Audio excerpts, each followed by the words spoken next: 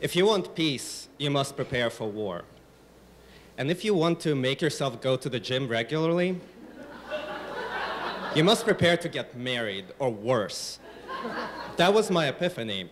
The answer to the question, what would scare me enough to make me work out, gain weight, and finally become three-dimensional? Well, spoiler alert, the quest failed. So, I know all of you hate me now for complaining about being skinny, but did a girl ever tell you that you're not a flattering accessory?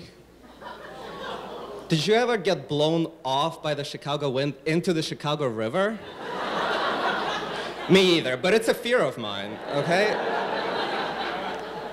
And how difficult is it to gain weight, you might ask? Well, as if you didn't hate me enough already, I've been following a strict pizza and Taco Bell diet for the past, I don't remember, as long as I can remember. And that diet could make a normal person like develop diabetes and die just by watching me eat it, right? But on me, there's been no visible effect, at least. So what I needed, I realized, was weight training. But it's difficult to go to the gym when you're already following a rigorous exercise routine of lying on the couch and watching Netflix every night. So I needed something radical. And luckily, I had company in my misery. My two friends, Mike and Pete, who, unlike me, needed to lose weight because they were normal people, but just like me, were lazy slobs, right? So this is what I came up with for all of us. We pledged to work out for every day for 3 months, and then we weigh in, and whoever doesn't meet his target weight at the end has to pay money to the other two. So they listen to this and they're like, okay, Pete goes, well, how much money? Well, I don't know, we're all students, so it can't be too much, but enough to make you not want to fail. So 500? So Pete goes, I know, but you know, this is serious. So Pete goes, yeah, that's probably not gonna motivate me. I'm like, okay, 1,000? Pete goes, guys, I think money is just not gonna do it for me. So now Mike and I hate Pete, right? But that's beside the point. We realized that we need a more personalized approach to this. And because we're all good friends, we know exactly how to hurt each other the worst. So Mike has to pay us, both of us, $250 each if he fails. Pete, who had just donated $1,000 to the Obama campaign, would have to donate another $1,000, but to Sarah Pack. For those of you who don't know, it's Sarah Palin's personal shopping fund, right? And I would have to pledge only $50 if I paid, around 50. But with that money, I would have to buy a dozen roses and a teddy bear, and then mail it to my ex-girlfriend, with whom I had just broken up 2 months prior. Yeah, and that's not the end. The teddy bear would hold in his little paws a poem that Pete wrote.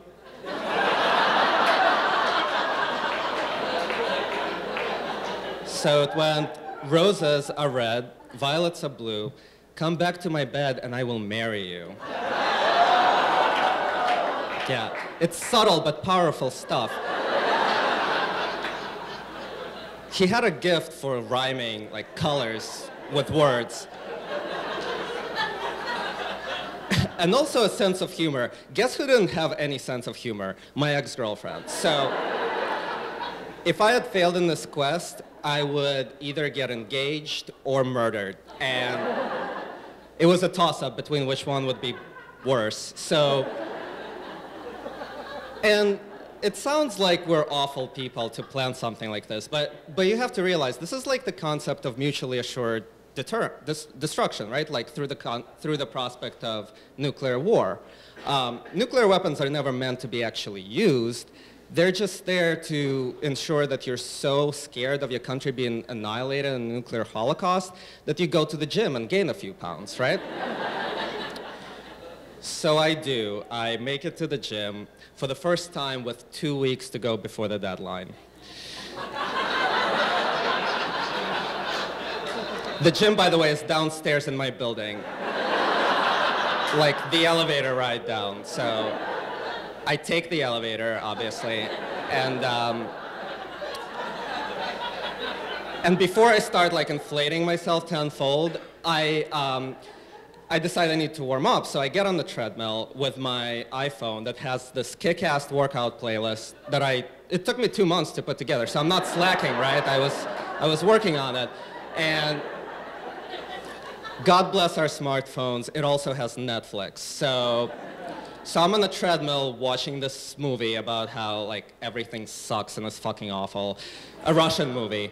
And so that doesn't get me pumped, right? And it also has subtitles, which I don't need because I'm Russian, but you have to read the subtitles if they're there, right? You can't stop.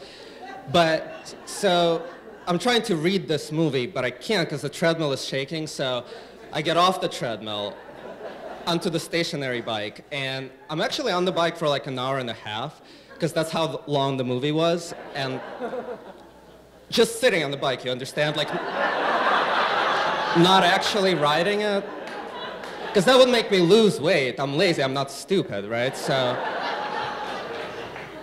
after everyone dies in this movie and it's over, I get off the bike and I just go home totally defeated.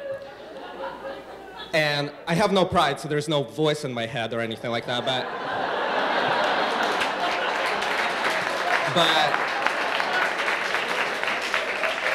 that night I do have a dream of a teddy bear slowly strangling me with a noose, you know?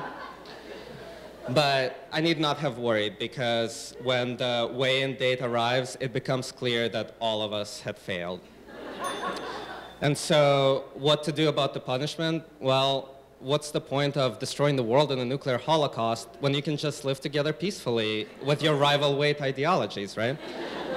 So, no monetary sanctions were imposed, and no teddy bears launched, and no weight lost or gained. Thank you.